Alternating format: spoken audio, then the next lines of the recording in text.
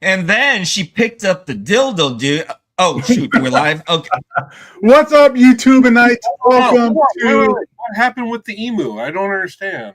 Oh, the emu is a different story, man. We're going to have to save that for the after party. Yeah. All right. We're going to have to save that for the after party. You can really tell a story, Marty. I was really zoned in there. I just thought I'd give that to you guys before the show, man. But too, my God, I'll have to finish it on the after show for you guys. That's what the after show is going to be all about. Either way, what up, everybody? What's up, YouTubeites? Yo. Welcome, everybody. Come on in, wipe your feet, hang up your jacket, have a seat. This is the Cover Price Shakers show, everybody. Shaking. Shake that thing like a Polaroid picture. I was going to say something else, but never mind. This is the show. This is the Ofer show, everybody. So hang in tight. We're going to go ahead and get this knocked out today. I'm here with Marty. Marty, tell everybody what's up.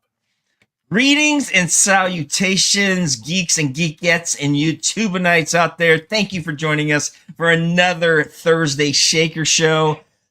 Full disclosure, I have not looked at the read. I have not looked at this list, so I am totally going in blind. So I'm going to be as surprised as you guys are on with what some of these things are, or what's on the list, if you will.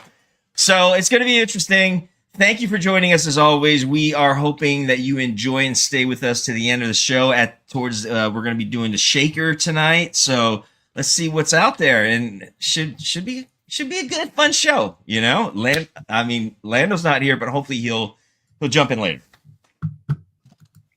And with Marty, he always brings the dog with him, and he's bringing the biggest dog there is, and that's our boy, Dr. Yoyo. Chris, tell everybody what is up. Gabe, I think you just called me fat. I mean, what's up with that, man?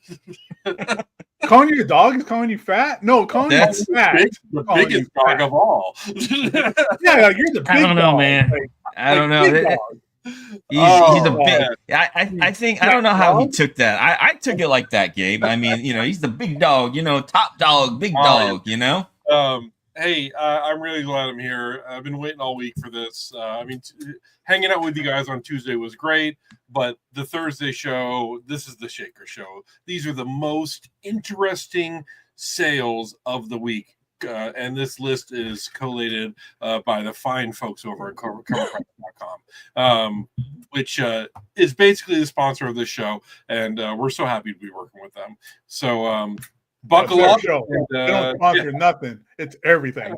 Buckle up, get yourself comfortable, pop that bag of popcorn, get those HR complaint forms ready for things that Marty says, and let's popping that, boo, boo, popping that, boo. All right, everybody. Well, with that said, let's go ahead and go old school tonight. Everybody. I got a lot of messages. I saw a lot of comments. Everybody loved the old school feel. So let's do it again. While everybody congregates, you get your soda, you get your popcorn, maybe something healthy, maybe get a nice, go make an egg, go have some steak, something healthy and fun for you. In the meantime,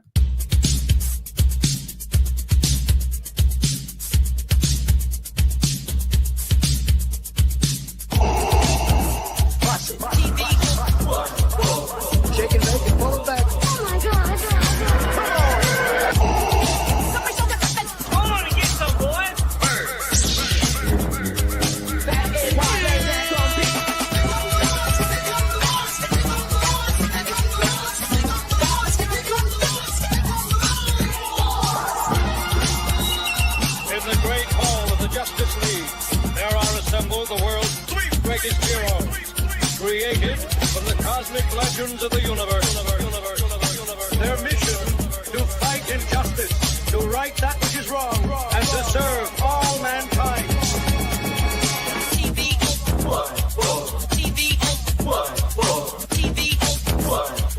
Now that's a name I've not heard.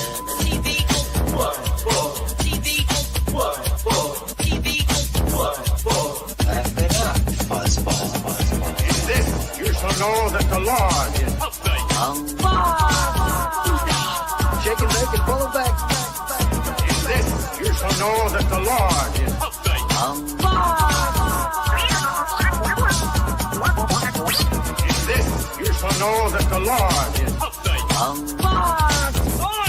What the heck is the deal? I'm the best there is. In this, you shall know that the Lord is update. What's in the box? Like a spider.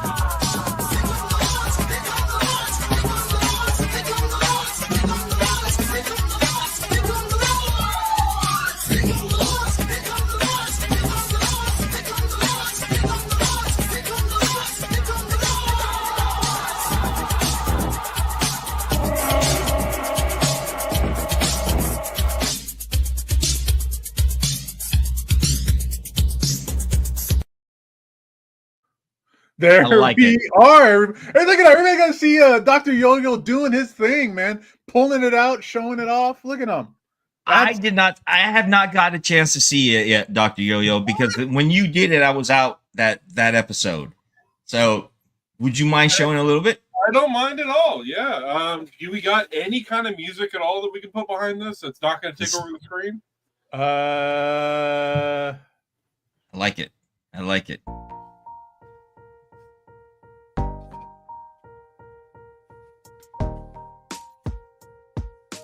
This is just random that they show here on StreamYard.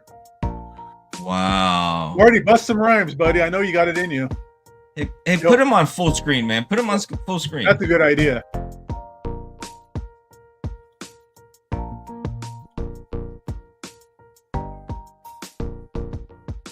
Wow, man. Look at that. Look at those skills, man. Jeez. Yeah, Look look at at the that. finger, all that finger action happening right there. Look at that.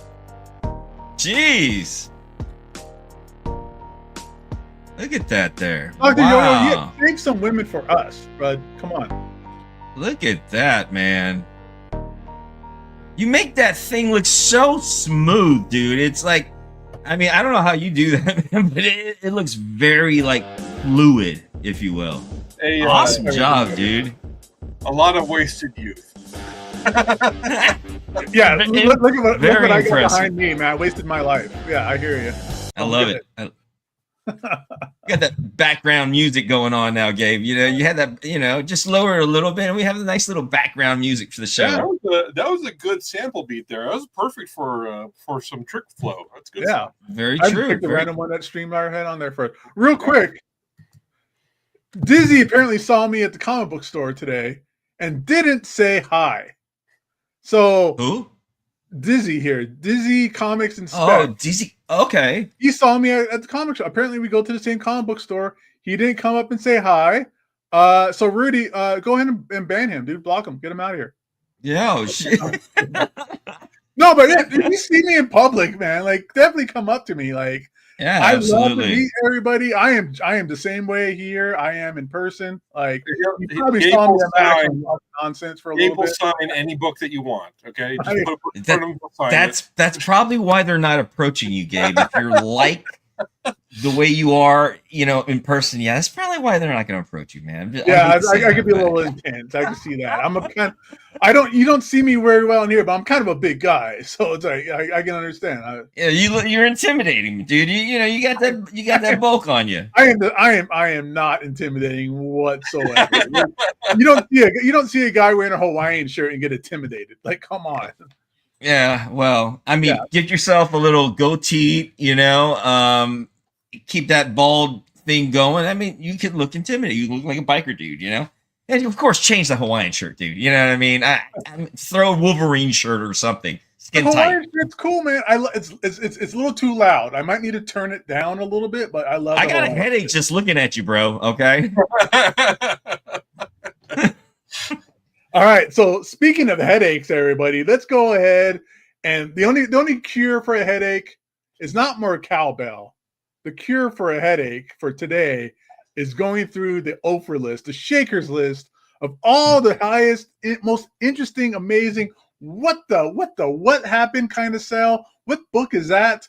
That is our cure for anything that ails you, even gout. So let's go Even ahead gout. and let's jump into gout. I don't know. but not That's a the flag. miracle thing right there. Yes. My friend was complaining about gout the other day. I was like, "You got gout, bro? Like, come on, or you You 80? What's going on? Either way, all elements aside, let's go ahead and get into our first shaker as soon as I can find the thing up on here. Yeah.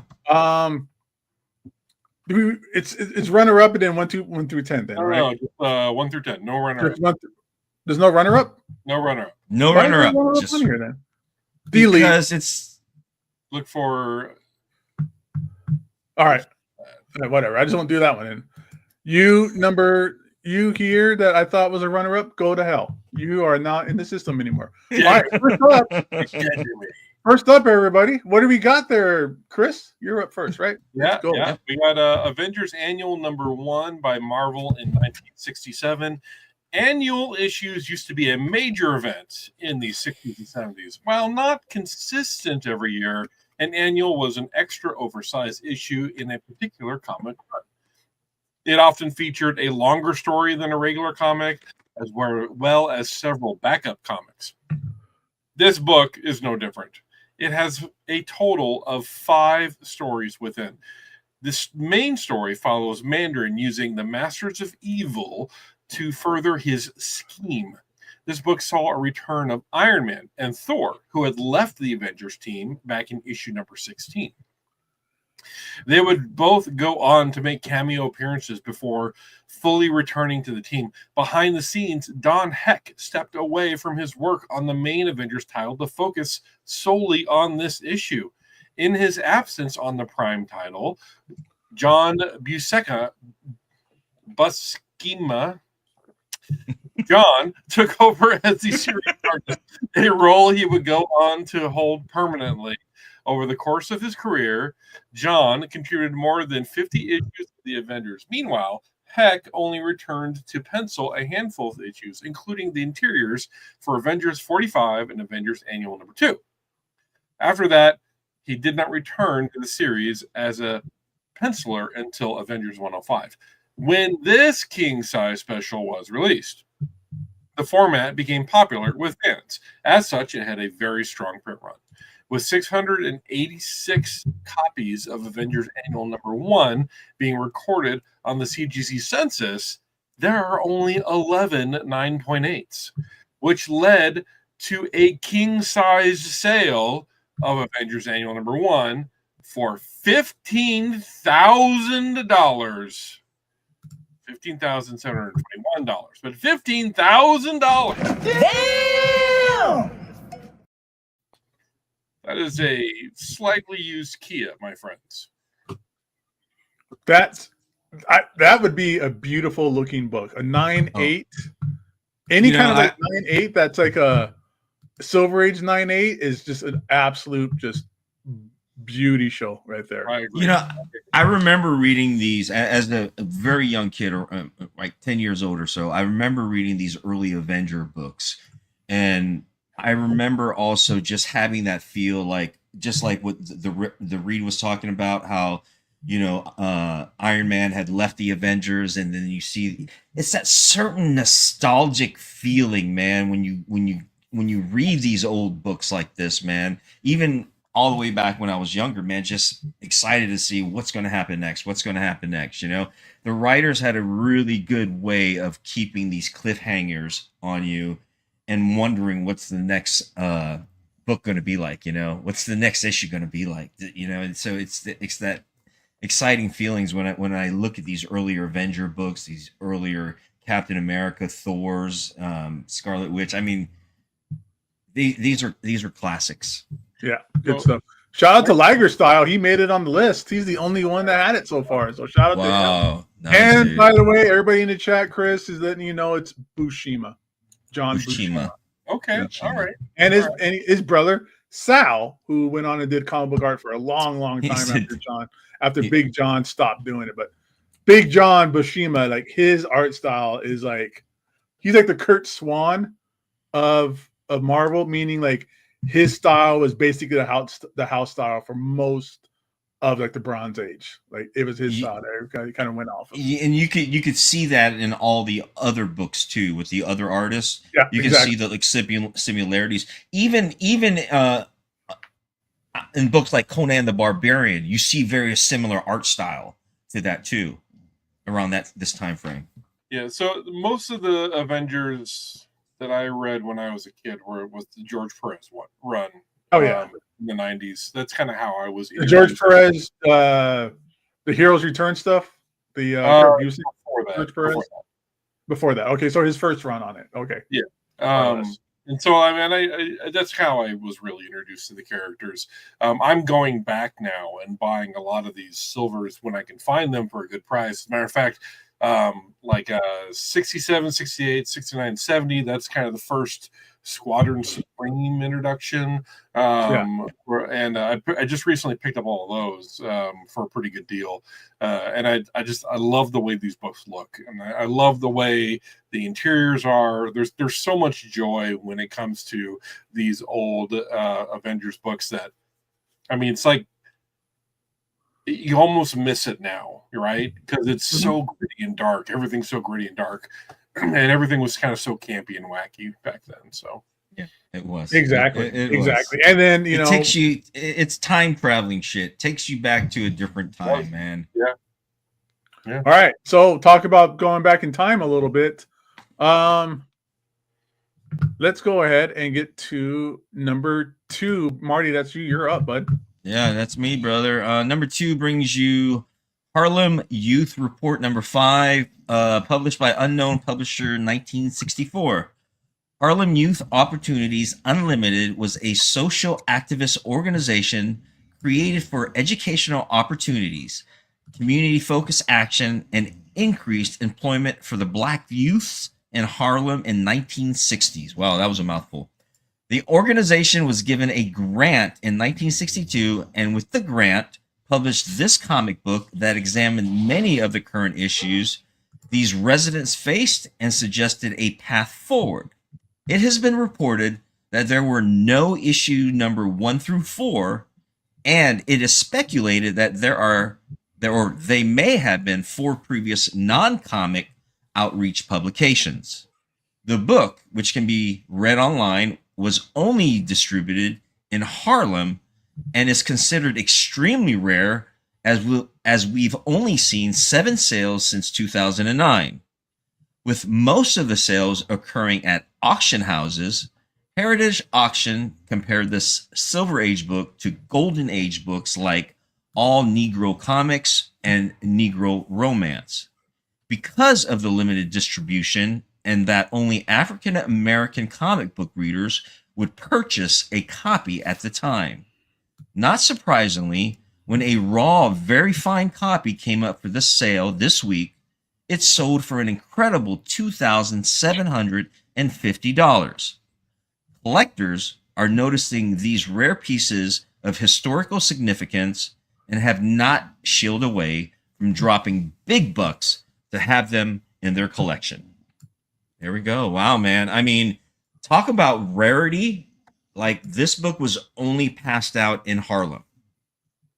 And there's also a rumor that there was never a 1 through 4, and it was only a 5. I'll be honest with you, I don't know anything about this book. I don't, but I know that in such a rare book like this, and this is especially sought out for people, of all sorts, not just African American, but this as a collector series. I mean, this is history.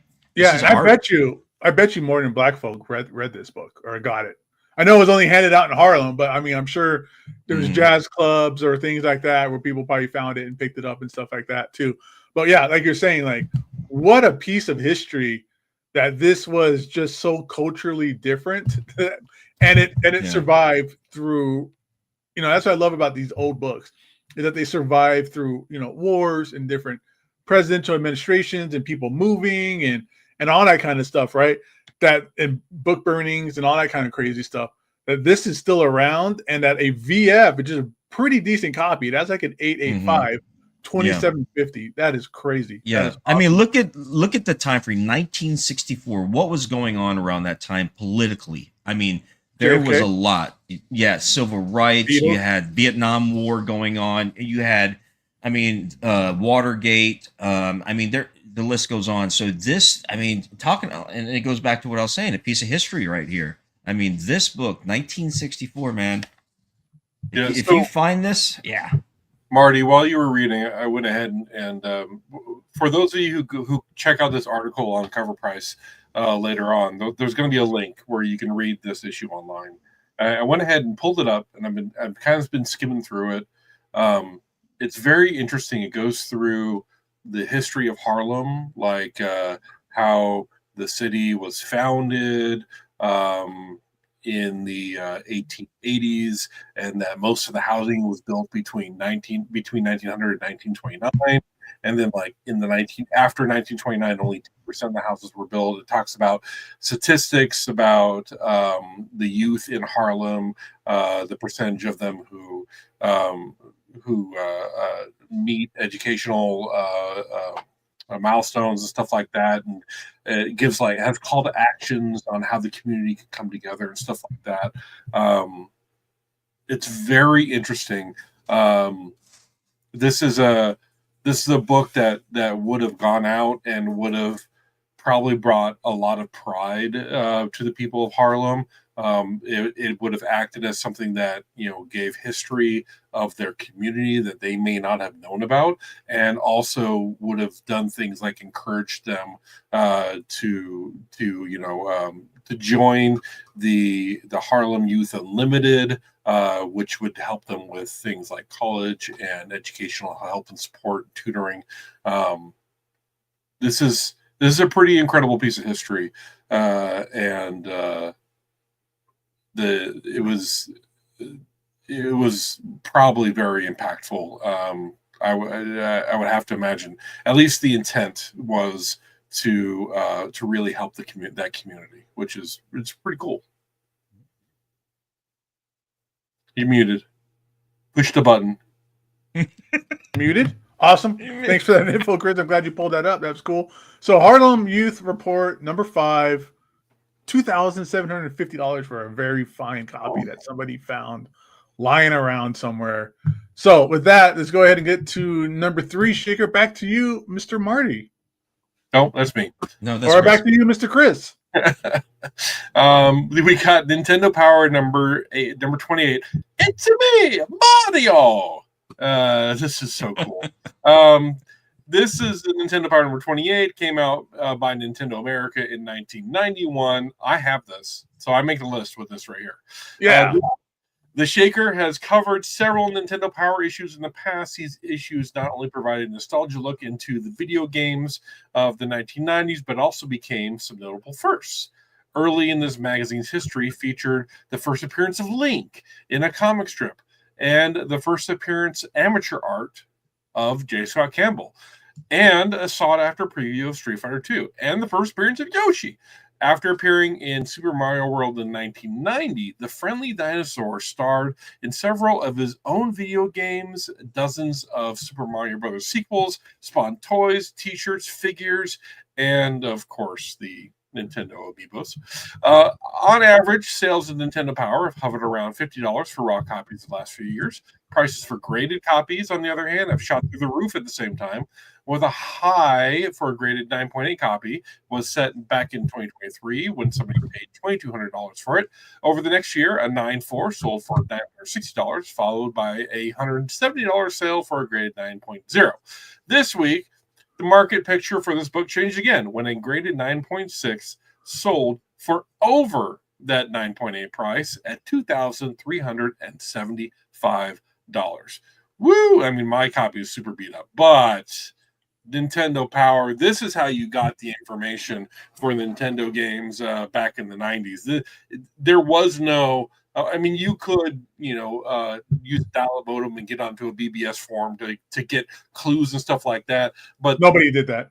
Nintendo, well, I did, but Nintendo at 15 cents a minute. But Nintendo Power, this is where you got the hints. This is where you found out about the secret star levels. This is where you got all of the clues and everything, all the Nintendo stuff that was coming out, all the stuff that was going popular in Japan, that was going to be coming to the States, including some things that never did come to the States.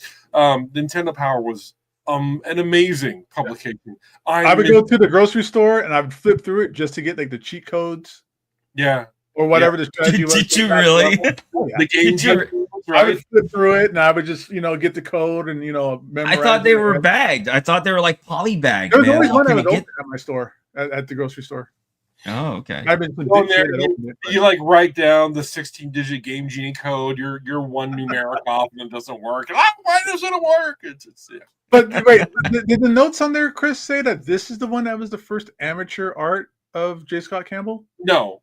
This I believe. 'Cause that was okay. I must have First. misheard because I was like, wait, that was the Ninja Turtle cover one, like issue 7. Ninja Turtle, I have that one too. Yeah. This one is the first appearance of Yoshi. Okay.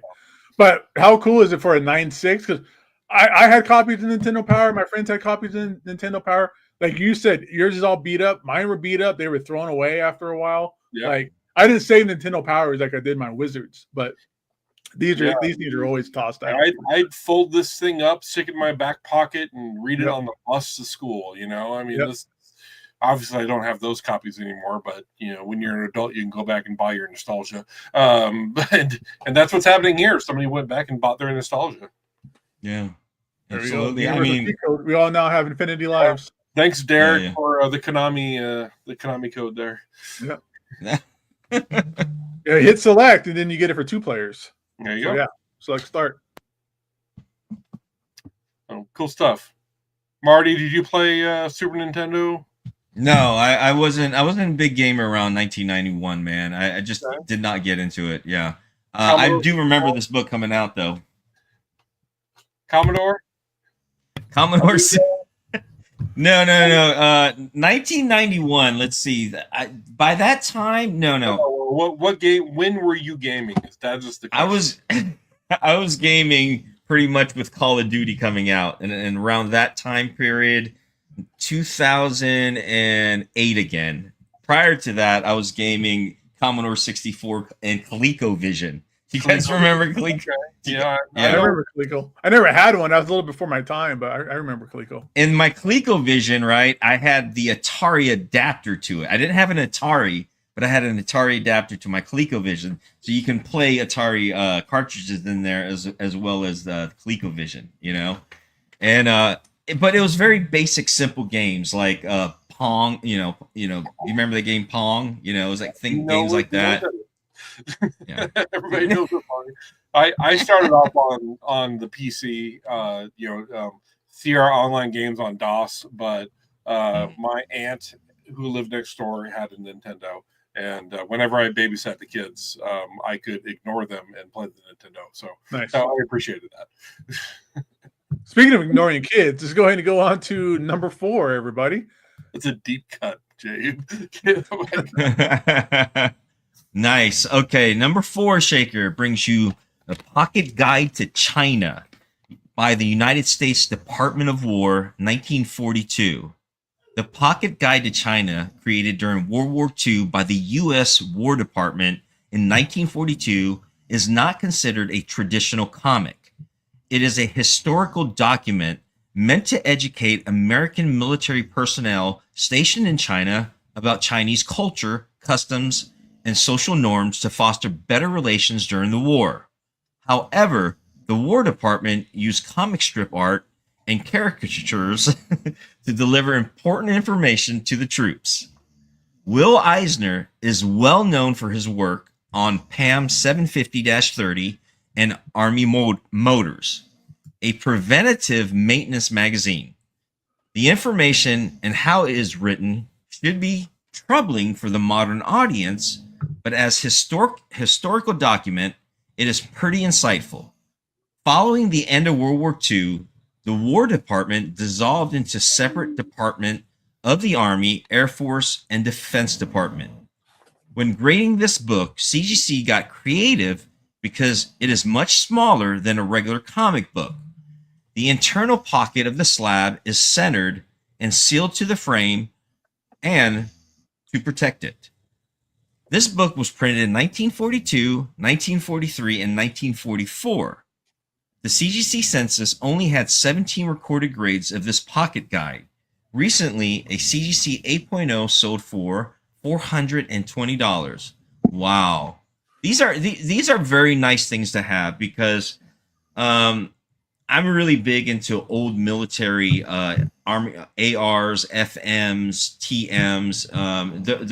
Those were short for like technical manuals, army regulation. And Chris, you're probably very familiar with it. You working with DoD and stuff.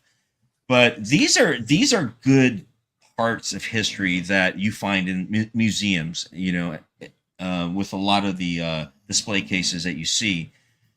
And to have something like this survive since 1942, and especially come out as a CGC 8.0, I mean, this has got to look nice, man. This has got to look really nice for that time frame. Yeah, somebody must have just came home with it and stuffed it in their like Foot Locker, and they never looked at it again or something. Yeah, absolutely. Survive that long and be in that good shape. I'm actually surprised that there are 17 graded copies. Yeah, I was shocked by that too. That's a lot for a 1940s book. I mean, I come across things like this when I buy lockers and collections and stuff like that. And I mean, I came across some of these old military records. He turned out to be the old command sergeant for the Army. And it had his bronze star, it had his silver star in the collection. So luckily, I was able to find the family, and I drove up and I gave everything to them. But in there were a lot of publications, like congressional reports about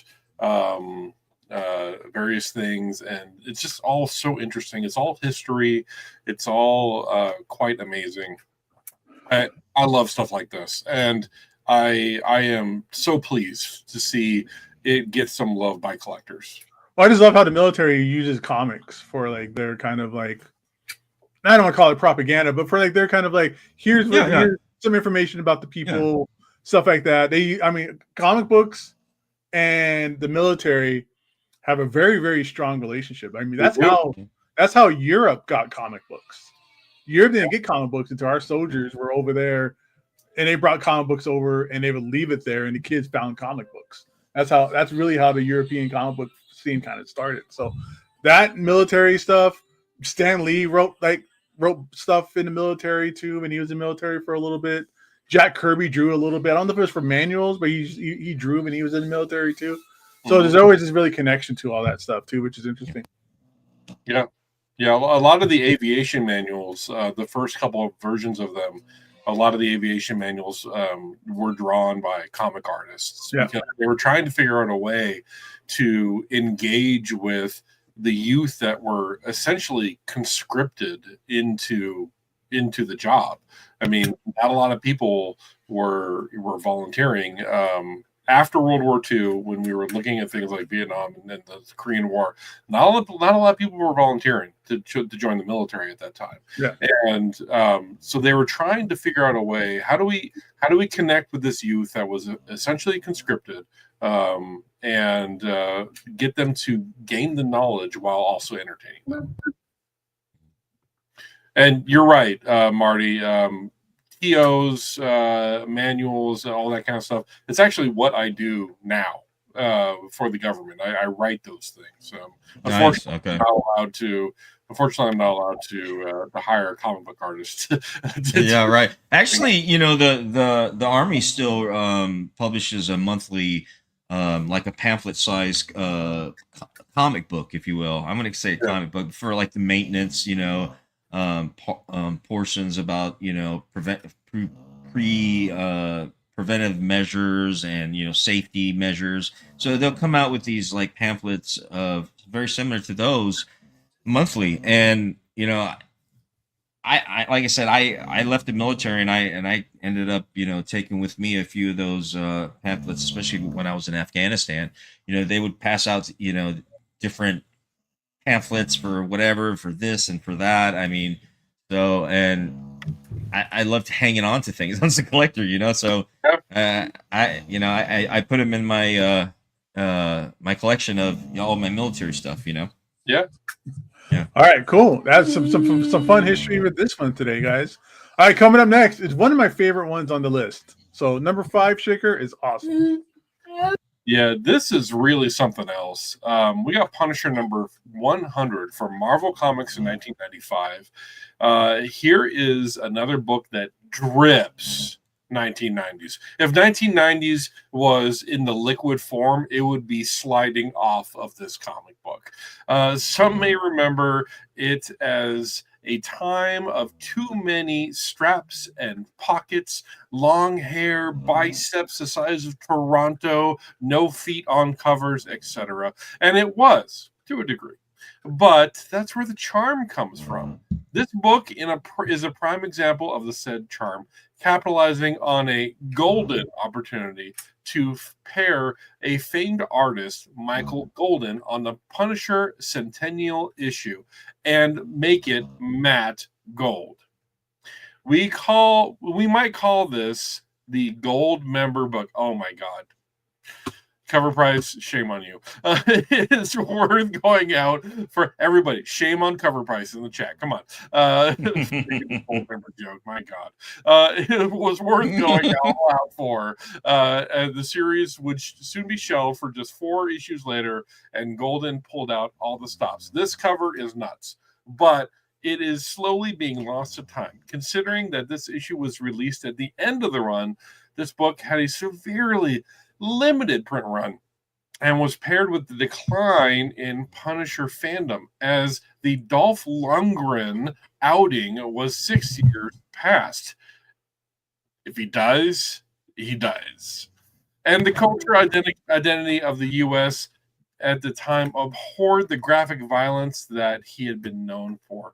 It's one of the books that has slipped through the cracks over time. But as the Punisher sentiment grows, thanks to his new depiction in the Netflix live-action series and his return in Daredevil Born Again and his frequent comic reboots, more eyes are returning to the classics. Recently, a CGC 9.8 sold for $350, a stellar rebound from the last sale in 2023 of $94.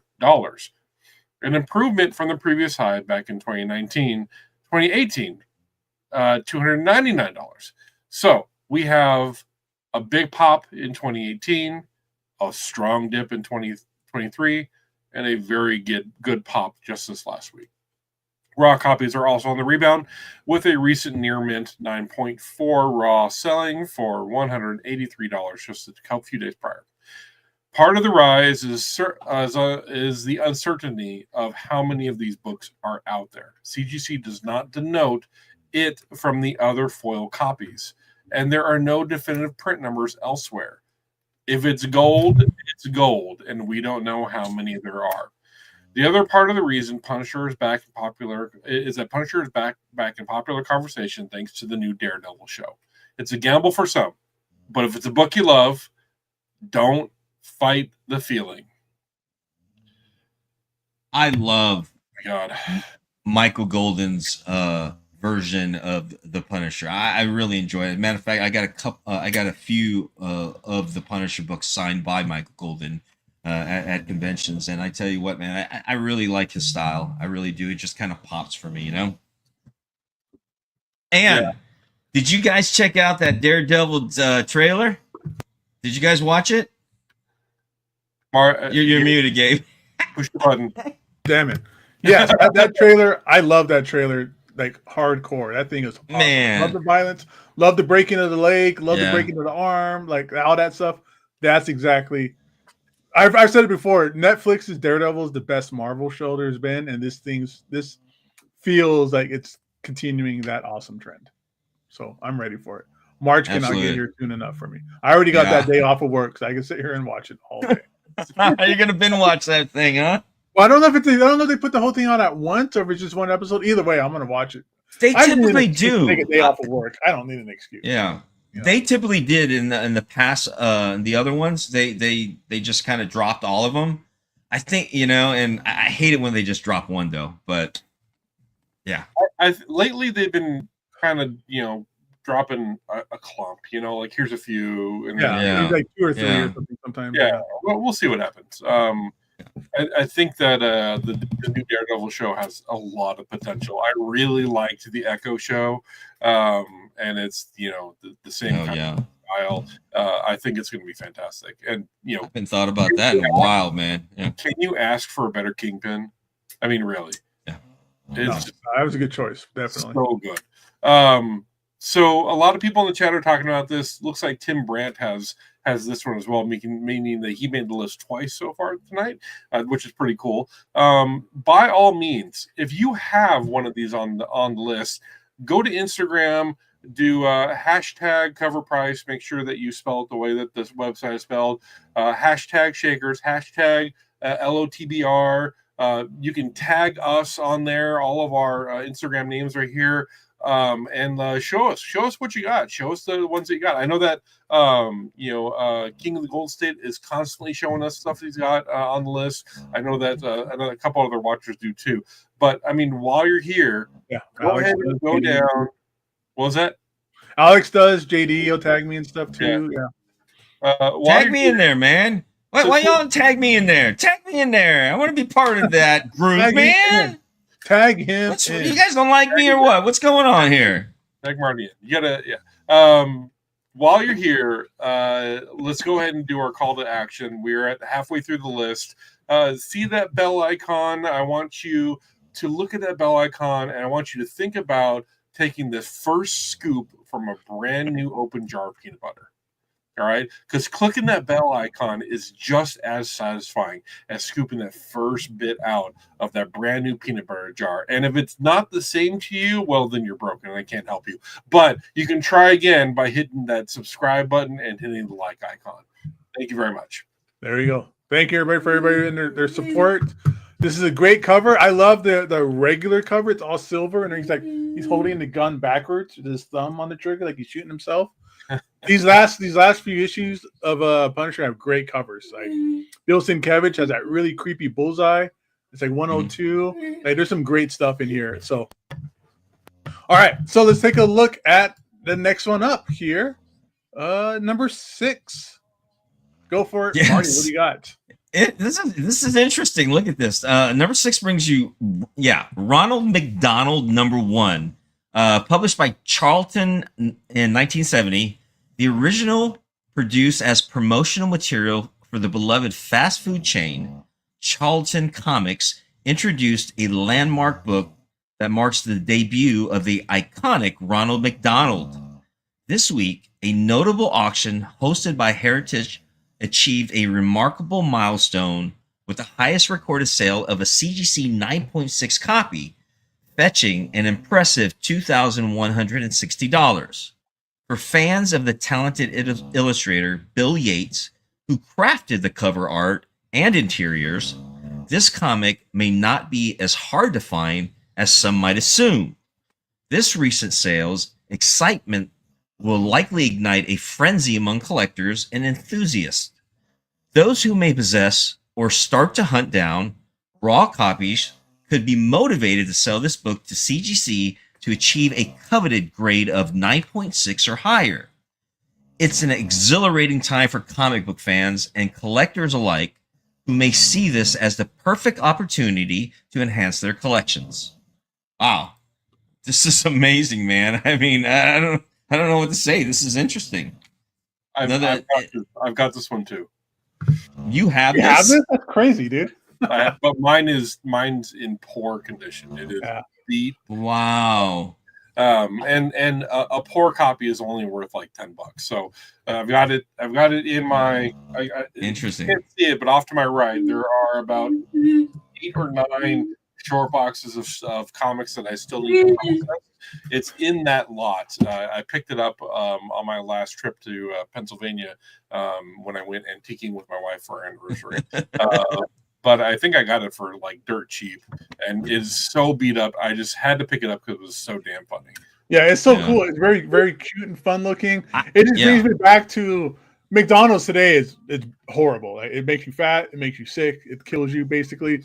But I miss the days where I used to have like birthday parties at McDonald's. Yeah, where it was like real food, and they had like a playground, and all. McDonald's used to be like a childhood destination kind of thing, but this is just cool to see. I love it. We've had fast food on here before, or food before on here, Yeah. Ronald McDonald. I know we've had like a Bob's Big Boy on here way back in the day with Tim. We had Bob's Big Boy on here once before. So it's interesting that these guys were doing comic books. It makes sense, you know. That's where all the kids are. I'll tell you, some of the books to look out for that are insanely rare and extremely pricey are the KFC Colonel Sanders books. They are so damn expensive, and they did a crossover with DC. Colonel Sanders is a character in the Green Lantern verse in DC. Oh yeah, Good God, man. But you know that Green Lantern for a reason. Good Lord. You know what I love about this cover, guys? It has so many possibilities. I mean, you look at the cover, right? And you're like, what option do you have here? What are the possibilities you can think of? You've got Ronald McDonald being pulled by his puppy, and you have a cat coming around the corner. So they're going to meet there, right? So what's going to happen there? Is the cat going to turn around and run off? Or, you know, is the dog going to go chase the cat, right? And so there's so many possibilities. Yeah, the dog's going to chase the cat. Ronald McDonald's on skates, so it's just going to be a whole set of comedy. And he's probably going to run into the Grimace, and Grimace is probably going to eat the cat because I'm pretty sure that's what Grimace does. Do you see? So they serve cat. They serve cat in the burger. Is that what you're saying? Hey, that was some delicious burgers back in the day. Back when the hot apple pies were baked in, back when all that stuff was like boiled and cooked in like actually animal. Hey, you know what? 15% kangaroo meat, can't go wrong. Hey, man. But it's pretty clear to me that Ronald is using his low-wage labor here to propel himself down the street, and that dog is about to unionize and go after the cat. Interesting. All right. So speaking of unionizing, let's take a look at Shaker number 7. Those segues are so worst. Dude, they're the worst segues ever, and I love it. Speaking of circumcision, here we have Shintaro Keigo X by Peach Momoko, and this is by 60 Bridge Books in 2017. In the last 10 years, Peach Momoko has become one of the leading illustrators in the art world. Although she credits her success to Adi Granov's recognition of her work at the Tokyo Comic Con in 2017 and his introduction of her to CB Selbolski at the New York Comic Con in 2018, many believe her inherent talent would have propelled her career forward regardless. As a result, fans have attempted to hunt down her first published works. Many have considered Heavy Metal number 288 her first published works. Although she dabbled in commissions and prints at local conventions, her first break into comics was in 2015 at Comic Craze through invitation by Robert Fine and appearing in Girls and Corpses magazines, Volume 8, Spring 2014. When it comes to first appearances, debuts often arise regarding the official dates for many prominent artists. However, for our purposes, this is the first cover artwork. Now we will focus on this week's feature. 60 Brigade Books introduced this exclusive flip comic at the Japan World Heroes Convention at the SAC Anime Convention in 2017. With only a few hundred copies printed, this week we had a raw copy sell for a record high of $500. Be advised that there are 7 Universal and 11 Signature series on the census at a 9.8. So you can expect this one to climb as more copies start being traded on the aftermarket. Oh man, what a wild cover this is. This has got some personality to it for sure. This is on our top 10 here. It's Peach Momoko. Peach Momoko! Take a look. I love Peach Momoko. I love Peach Momoko. Dude, it's my book. Dude, stop! It's my book! Dude, stop! Yes. Classic, man. I'm glad you You know, I was wondering this whole time, man. I said, are they going to play it? Are they going to play it? You know? I'm going to play it. People in the chat were making it too. I was just waiting for Chris to finish his last sentence on there. I was going to bust it in. That sounds bad, but I meant it to be. I appreciate you waiting for me to finish, Gabe. That's right. I'm a gentleman like that. Dude, You know what? I resent that first comment you made to get HR ready for Marty, because you guys, I obviously say worse shit than I do. I have no idea what you're talking about. You're the problem here, Marty. You're the problem. Look at your sweater. Look at your snoring dog. You're the problem. I don't know what you're talking about, man. But this is a cool cover. I'm not a big cover guy. Peach Momoko is very hit or miss for me. And this is absolutely a hit. Like, I like it. It's really pretty. If this is like a print, I would definitely hang it up. Like, I would definitely buy a print of this. I'm going to pay $500 for this book. No, thank you. As I always say, that would buy you a nice back issue. Yeah. You know, I've never been a big fan of this type of style, but it is beautiful. I do enjoy it. I do, you know, but this is definitely not for me. But this cover absolutely is so beautiful, and I love the nastiness, the grittiness of that. But you know, I mean, it is a beautiful book, and you know, Peach Momoko does have a hell of a following, man. Definitely, people are out love her art, man. But I agree with the Planet Arizona comics. I think I like her dark stuff. Like, I don't know much about her like Japanese roots in comics or whatever, but if she was to do like horror manga, I'd be all in. If it was horror manga stuff like this, I'd be all in for it 100%.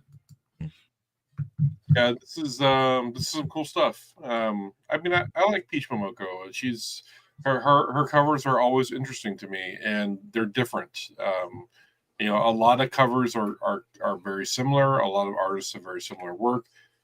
This watercolor style, I don't know. It's just different enough. It's different enough to dig. Absolutely. All right, so that's number 7 on the list. Let's go ahead and keep this party train going. Number 8's coming up. What do we got? Oh, this is a beautiful, beautiful cover. This is Vampirella number 1. This is the Alex Ross 1:50 virgin ratio, published by Dynamite in 2010. There isn't much that I can add to the legendary resume of someone like Alex Ross. He has a ton of collectible covers, with many having higher priced asking prices. A few examples would be books such as Savage Hulk number 1, Batman Harley Quinn, Darth Vader number 1, and Champions number 1, which are all books that can be found but carry higher prices. Another book has been a high dollar variant for years in Ross 1:50 variant for Vampirella number 1 in 2014. This variant has been rising in price for years, and this past week it set a new high. The sale on January 13th for $985 for a CGC 9.8 graded copy passes the previous high of $850, which was set in May of 2024. The standard cover for this issue, a non-virgin, has even gone on to be a $100 book in near mint. Does not surprise me, especially when it comes to Alex Ross. Amazing artist, has wonderful, just like the Reed said, wonderful collectible covers. I am definitely a Vampirella cover collector. I love her work. I collect a lot of the Vampirella magazines, just like you, Chris, you know, so definitely a big fan of this. Definitely up my alley. But someone definitely paid a good handsome price for this. $985 for CGC 9.8, man. Yeah, so wow. Full transparency. I don't really collect Vampirella. When I buy them to resell. Because You can hardly see them nipples. Are you zooming in, Gabe? You muted. Hit the button. Yeah, you're muted, dude. Hit the button. You're muted, man. You're muted. So we'll just keep talking. I'm just talking to myself. And I wave my hand when I talk a lot. No, it's just, the name of the video just says, has the word nipple in. I go, what does this do? It worked. It worked. But yeah, I mean, so I really like Alex Ross. You know, there was a Project Superheroes book that Alex Ross did a negative for, and I had it in my store, and it sold for like $150. I was shocked. I thought, well, hey, this might Really? be figures list.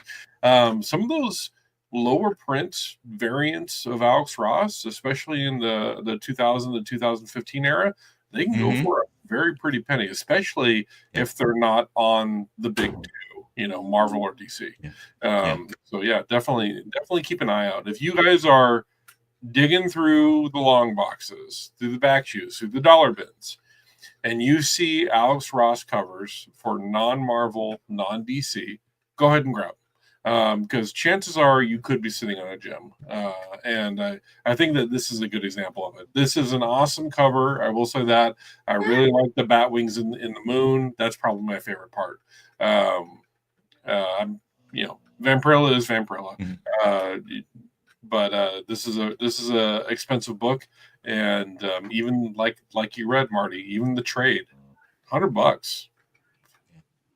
I'll double down on what Chris said. It says when you're digging through those boxes and you find anything Alex Ross, just pick it up. Just pick it up. You can't absolutely. go wrong. No, you won't. I mean, it's good artwork to have, man. If you can find yourself the original cover, you know, pick up an Alex Ross, Andy Gradnov, you know, J. Scott Campbell's, you know. Those are the covers that a lot of people go out after, and you can't go wrong. They're always beautiful work. Yeah. And so Lords of Brooklyn, I know that you're complaining. I'm going to call you out. You know, you're saying that you don't have any things on the list. Just be better. That's all. All right.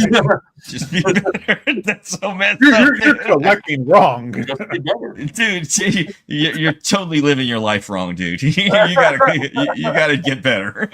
Oh, that's so messed up. Smoke. All right. So talking about living your life the wrong way. Smoke. Shaker number 9. This is a throwback to Tim here, everybody. This is a book that Tim always talked about. So go ahead and take it off, everyone. So this is Witchblade number 161, the John Tyler Christopher variant by Image Comics in 2012. John Tyler Christopher has become synonymous with the term negative space. He has completed dozens of these variants, and each release seems to sell out soon after launch. His first negative space variant was way back in 2012 on Amazing Spider-Man number 679.1.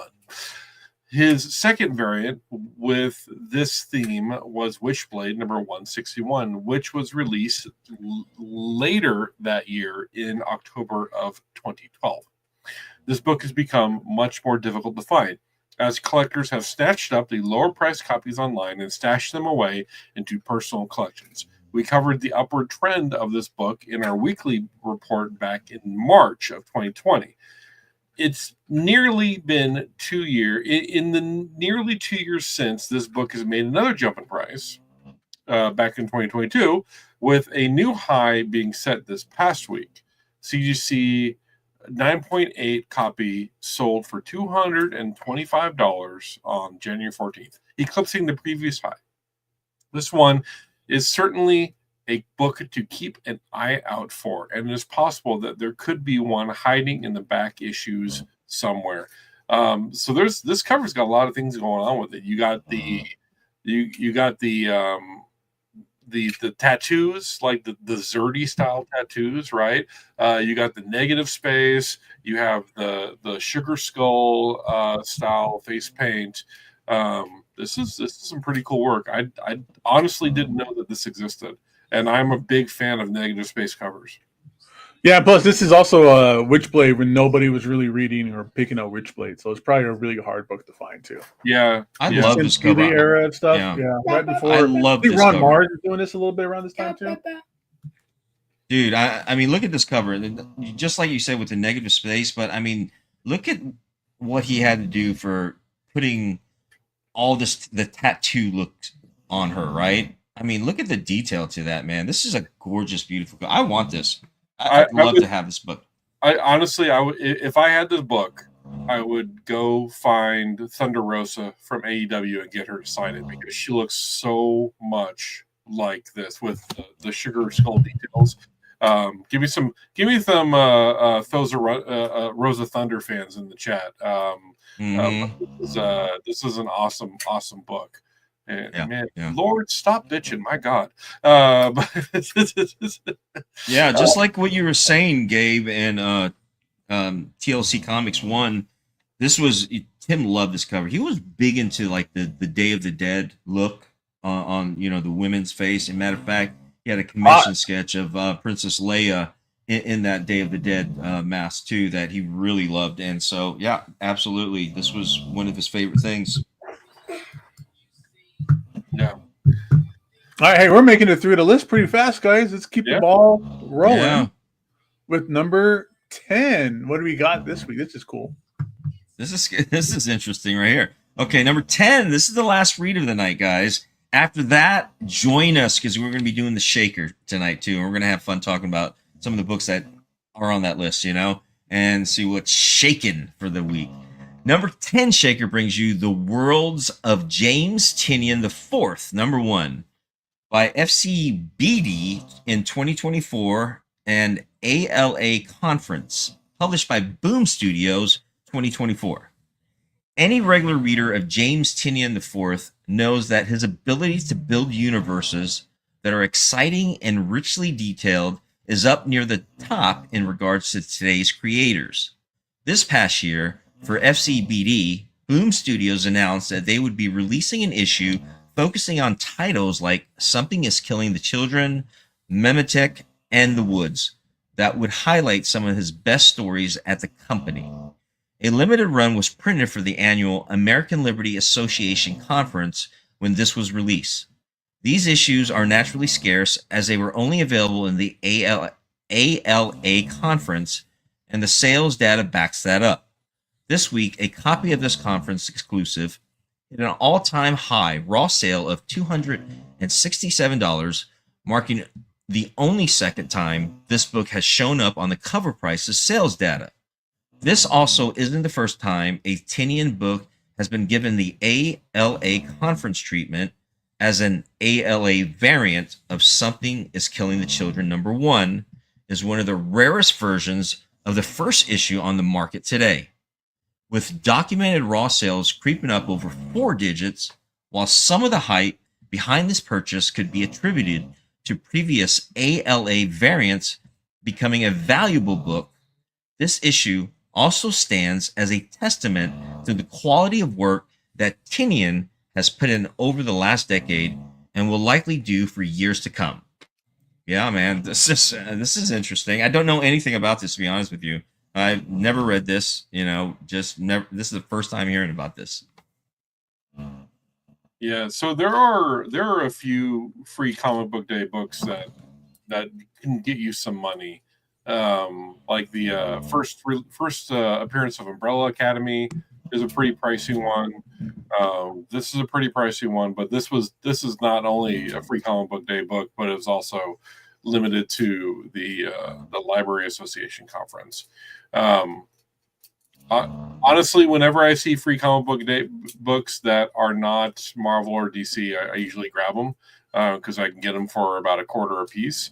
And sometimes I've really struck it big. There are some books out there that were given out for free, especially back in the 2010s, that are really hard to find. I've never cared about free comic book days as anything more than, oh, this is cool, let me check this out kind of thing. I remember the Six Guns free comic book day was pricey for a little bit because there was like a TV show being filmed at one point. But yeah, whenever these things go out in like special conferences that people don't have access to, that's always kind of cool. I love. I used to be big.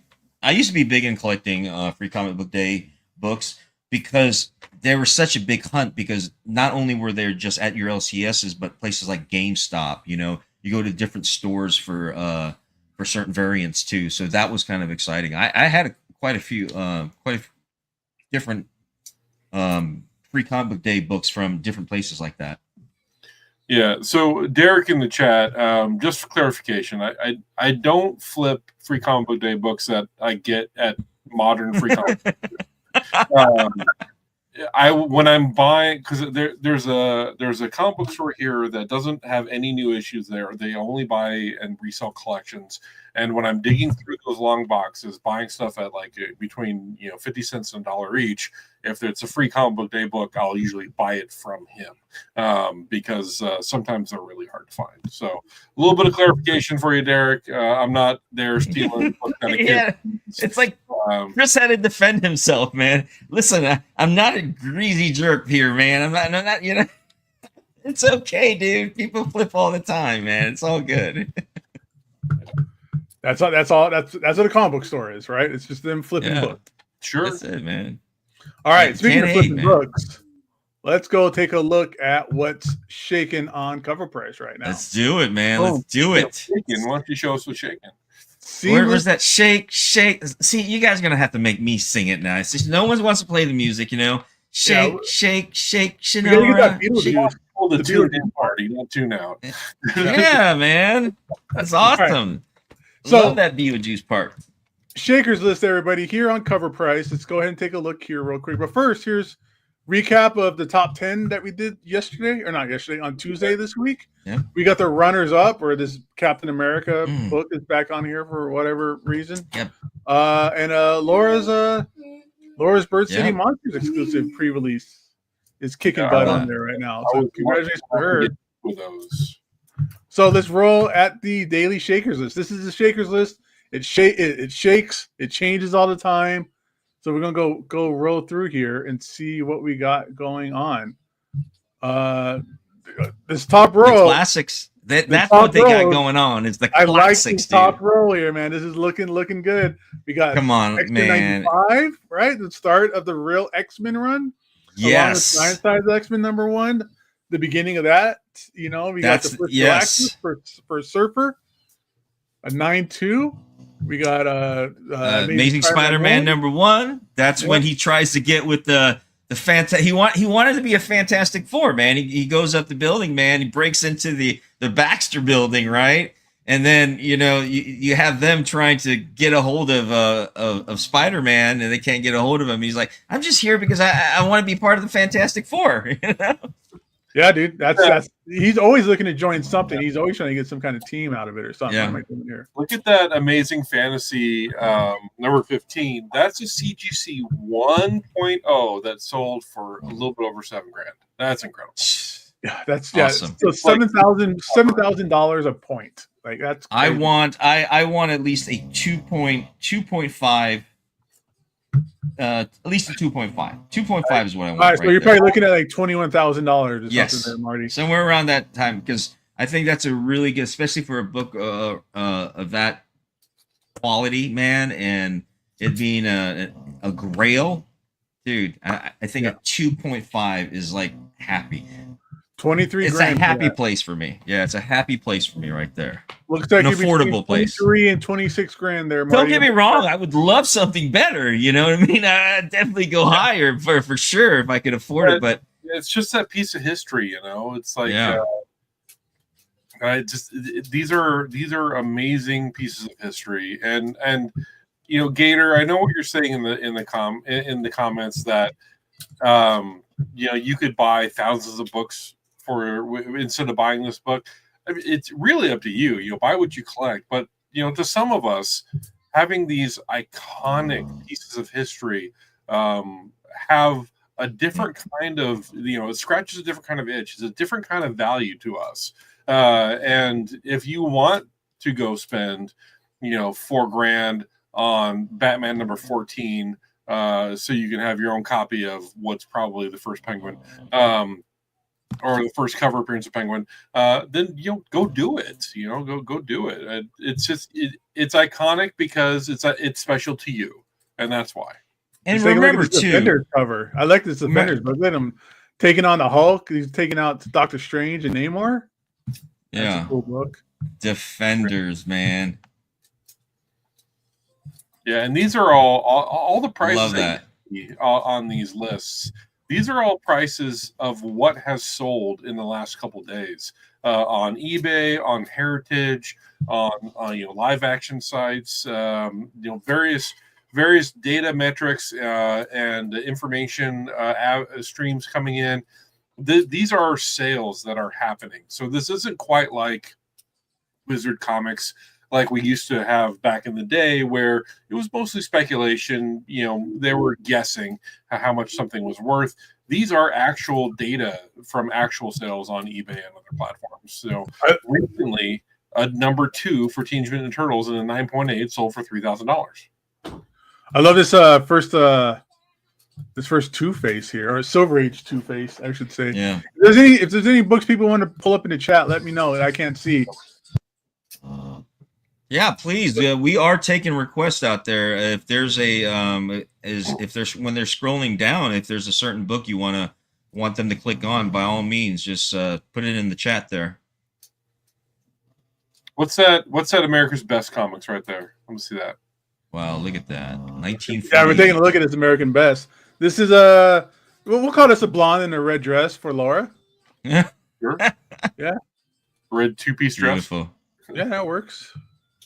This is cool. I wonder what this comic is about.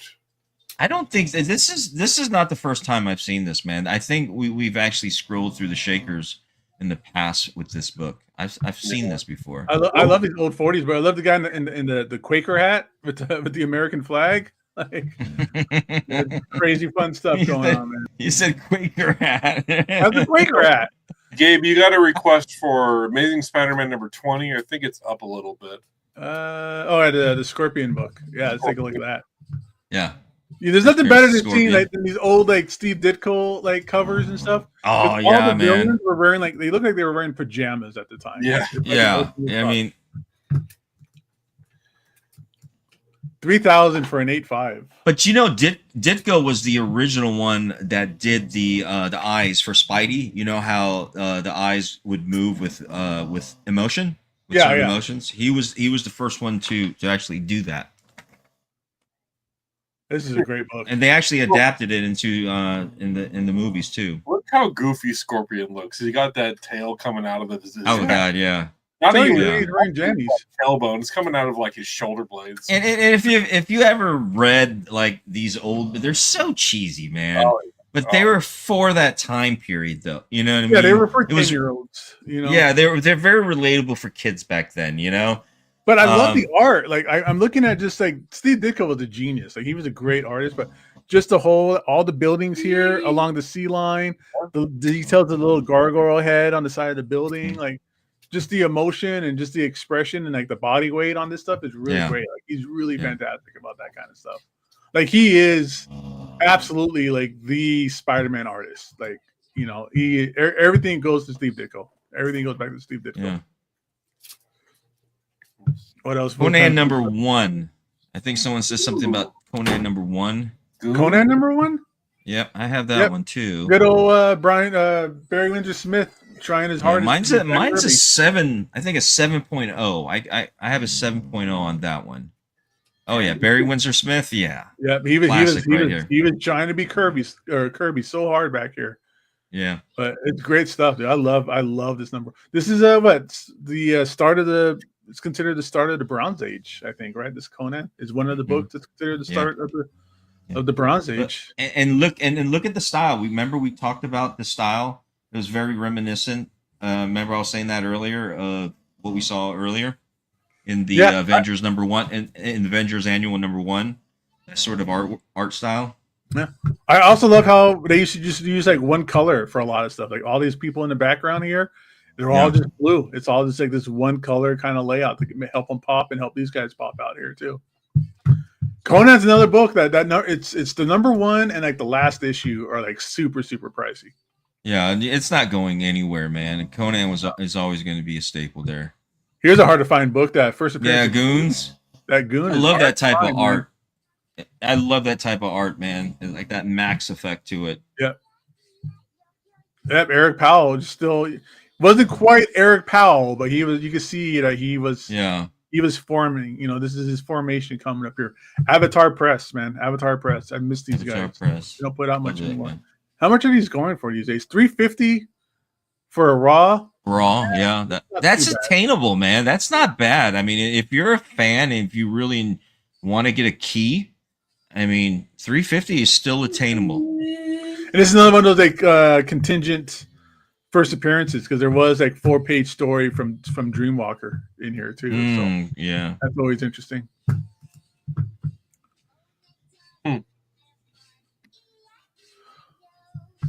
Yeah, you can't go wrong with more Neil Adams on the first Ra's al Ghul. First Ra's al Ghul. Yep. These old, I love these old. Now it clicks on there. Yeah, Ra's al Ghul. Old Batman. Batman was it number 5? Yeah. Number 5. Yeah. Yeah, those old Batman covers, even the old Superman covers, I just love them. Like I got a stack of 12-cent Justice League comics here in my hand. It's just like I just love the art, you know, and it's just so cool. I mean, these aren't really valuable at all, but they're just so cool to have. Yeah, it's always nice to see Bob Kane write his name on the cover. He had nothing to do with. Always writes his name bigger and bigger.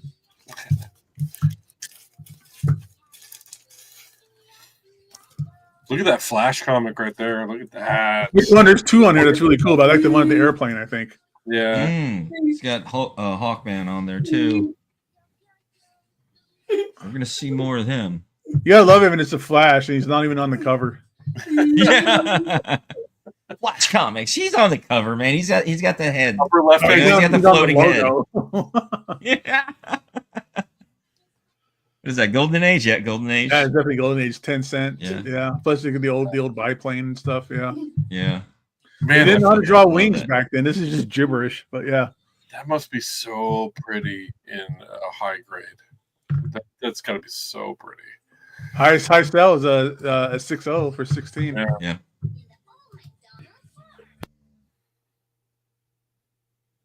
What else we got? Is that a Marvel team up that's on the Shakers list?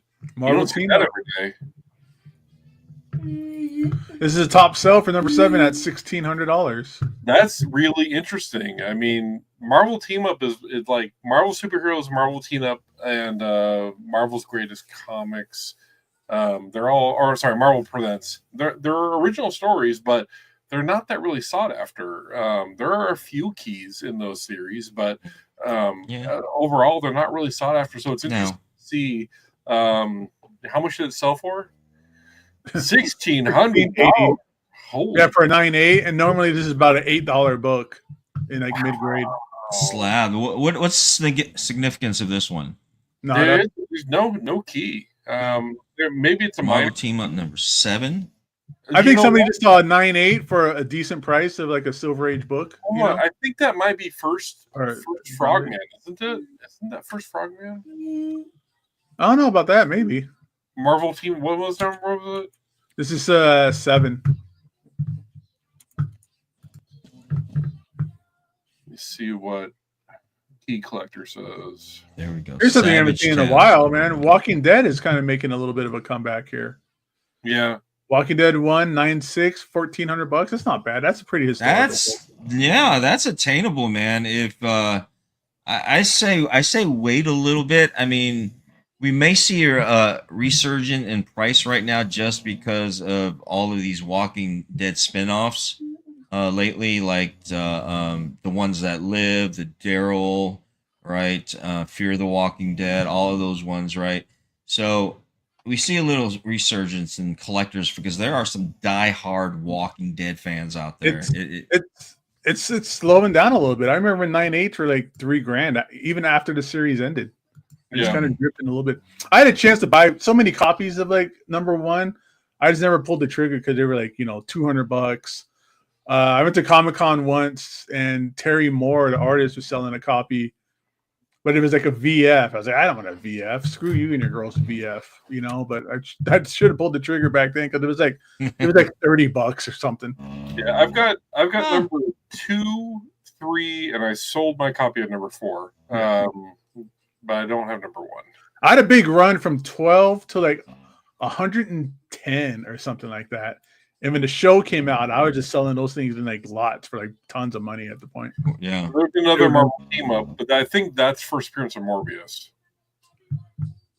The first appearance of Morbius is Amazing No, Spider-Man is 101. 101, yeah. Yeah. ASM 101 is first Morbius. So what was the key on that one? Marvel Team Up number 3? I'm trying to pull it up. Third appearance of Morbius. Okay. So third appearance. At what point does does their appearances stop being keys? Like Well, third you know, appearance, fourth appearance? exactly. I mean, Probably 3. there's the first appearance, there's cameo, and there's first. And I can understand getting second appearances, but why third appearances? You might as well get a fourth and fifth and sixth and the rest of the run too, Yeah. right? How far does that? I how mean- far does that? Yeah. When do we stop tracking their appearances, kind of thing? You know. I think Yeah. 3. 3 is probably. Okay. Yeah, I don't think I've ever seen a fourth, but 3 is a lot too. But I would take a look at this FF50. Such an ugly cover with the brown. I'm not a big fan of Silver Age brown covers, but it's a No. great image of Surfer. It's the poo-poo brown, man. yeah. It's a poo-poo brown cover. Yeah. I think it's for contrast. I think it's really just for contrast. Yeah. I've never. I have a 6.5 of this because I have the whole Galactus trilogy, and I just never see like high grade copies of this that often. 425. And you know what? for It's missing. You know what? 7.0. Cover Price needs to put the first appearance of the Ultimate Nullifier on here. That's important. Yeah. Matrix Comics says, been seeing a lot of Tomb of Dracula books on Daily Movers list. Wonder if that's from Rivals or Blade hype. You know, I think it's from the Blade hype. But in the same token, you know, not to take away from Tomb of Dracula, man, but those books are very, very sought after by a certain collectors for the keys or to or complete us, man. Because the Tomb of Dracula within itself, man, it's they're fun reads. I remember reading these as kids, and these are fun reads, man, and they're very interesting because they're very dark and gritty for a Marvel a kids book, you know. Yeah, there's a bunch of there is a bunch of Tomb of Dracula. I don't know why. I don't know. None of this type of thing has anything to do with Blade because this is all pre-Blade. You know, second appearance of Blade. No, first appearance Tomb of Dracula number 10, man, is 10. is I was thinking, why was I thinking it was 18 or something like that? Never mind. But yeah, interesting. It could be maybe Blade's coming back. Like here's 4. You know, I don't know if there's a special thing with 4, but that's on here. Bride of Dracula. Again, I think there is a set of people out there, and I know there is. It's not that I know there is who like to just kind of scour 9/8s and will just buy anything in a 9/8, especially like Bronze Age stuff, you know, or if it's like low on the census, like it's like, oh, there's only maybe like 3 or 4 on the census. A lot of people just buy like low population census report issues of stuff too. So yeah, like you were saying, Marty, like, Tomb of Dracula is just a good read in general. Like, there's some really good stuff. This Fiona Staples Spider-Man is crazy. $1,300. Yeah, that's nuts. Spider Boy, Miles Morales. Okay, Yeah, there's Miles here. So what's the key on that? First solo run. Second ongoing title. Okay. This is the one where he's in Marvel, I think, at this point. He's in like the 616. Got it. And Thrawn's on here again? Still $1,300 for a 9/8 for this thing? Interesting. for number 1, yeah. I mean, Francesco Mattina. So it's I haven't caught back up with Skeleton Crew, so I wonder if that has to do with it. All right. Well, that's the Shakers, guys. That's everything on there. Very cool. What'd you say about Skeleton Crew, Chris? I said I haven't caught up they just aired a few new episodes, right?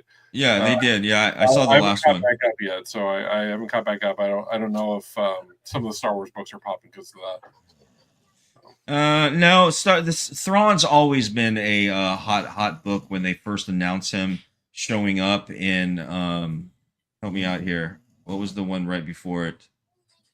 The real terrible one. No one liked Acolyte? Yeah, Acolyte, yeah. So yeah, it was Acolyte. I believe it was Acolyte. Thrawn wasn't an Acolyte. Thrawn was in Ahsoka, that's right. Thank you. And Ahsoka yes, Ahsoka was good. And I remember him coming up on there. And ever since the announcement for that, that's when the Thrawn got pretty popular. The only thing Yeah, I it did, was blowing up for a while when that show was coming out. I remember, Yeah. but then it disappeared, and I saw it back on there again. So that was just interesting. Yeah. All right, guys. Well, let's go ahead and call it a night, everybody. It was a great Let's show. do it. Let's make it happen. Chris, tell everybody goodbye. What do you got going on? Yeah, so guys, you can hit us up I'm at Dr. Yoyo, Gabe's at Ninja Comic Books, Marty's at Collegial Collecting Comics. Hit us up on Instagram, throw us a follow, tag us on the stuff that you got on the shaker list. I want to see it. I want to see the stuff you got. I enjoy that kind of thing. So for completely selfish reasons, entertain me. I get it. I want to see your collection of stuff too, people. Like, Yeah. I don't follow Yeah. accounts that are just like sells accounts. That's not my thing. But if you're showing your collection and you're just showing comics, those are the ones I end up following. Yeah, please tag me too. I really enjoy what people are posting, and I like to be part of the community, and I like people to reach out to me, man. Say hi, like, ask me about whatever you see in my posts or whatever, man. I really like interacting with people. And honestly, that's the currency for us. Okay, guys. We like talking with you guys in the comment section. We don't get paid for this. We're doing it so that we can talk to the community and hang out with you guys. So if you appreciate the show that we're doing, the way that you can pay us is to talk to us on Instagram or in the comment section down below if you're on the rewind or whatever. We like doing that, and even if you want to argue with us, I'm all for it. Conversations are good and healthy for community, and we want to be part of that. So by all means, hit us up, and you know where to find us. For me, I'll see you guys next Thursday. Hell yeah. Marty, go in and send us out, buddy. Yeah, dude. Fun night as always. Dude, I always look forward to this, and it is fun. I just want to say thank you for allowing me to be a part of this, to be able to come and just talk comic books with some very, very intelligent people, man. Like, Are you doing a show with Chris. somebody else or what? What's that? Are you doing a show with somebody else who's intelligent? He's talking about me. Oh, okay. Oh, yeah. You guys, man. agree. So I agree. no, I appreciate it, man. And because as much as I like to talk, I like to learn too, and I like to definitely see what knowledge people have out there, and I really appreciate that. It's fun. It's a passion for me, And when something's a passion, man, it's part of you. It's who right. you are. But We're just anyways, here to talk comic books.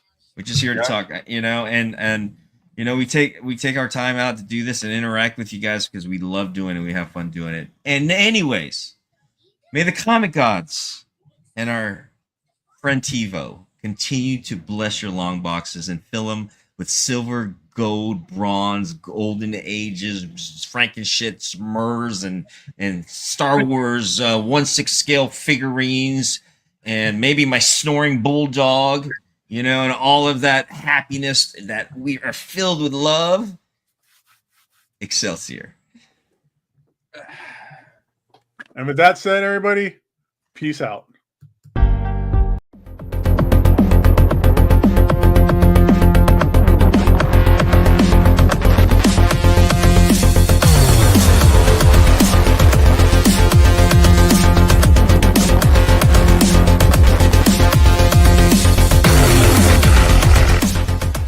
For the entire crew, this is TiVo saying keep digging in them long boxes. Peace out. Bye, everybody.